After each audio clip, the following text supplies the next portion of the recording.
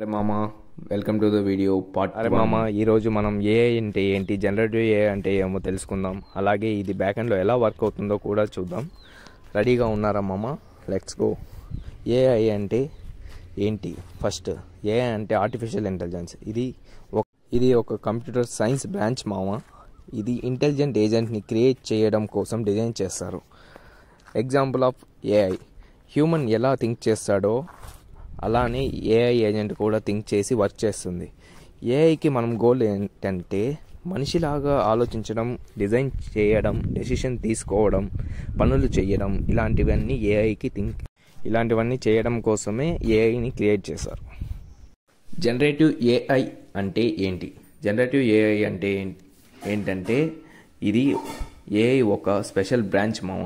ఇది text, message, audios, videos, codes లాంటివి generate చేయడానికి యూస్ చేసేది జనరేటివ్ ఏఐ అంటాం. ఎగ్జాంపుల్, టెక్స్ట్ క్రియేట్ చేయడం, ఇమేజ్ క్రియేట్ చేయడం, వీడియోస్ క్రియేట్ చేయడం, ఆడియోస్ కూడా క్రియేట్ చేయడం అండ్ కోడ్స్ కూడా జనరేట్ చేయొచ్చు. ఇది న్యూ కంటెంట్ జనరేట్ చేయడంలో సూపర్ పవర్ఫుల్ మామ.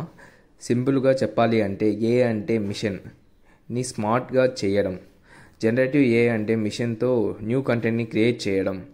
సో మామ, నెక్స్ట్ వీడియోలో మనం ట్రాన్స్ఫార్మ్స్, గ్యాన్స్ అండ్ బ్యాక్ ఎండ్లో ఎలా వర్క్ అవుతుందో డీప్గా చూద్దాం. లైక్ చేయండి మామ, సబ్స్క్రైబ్ చేయండి, ప్లీజ్ షేర్ చేయండి.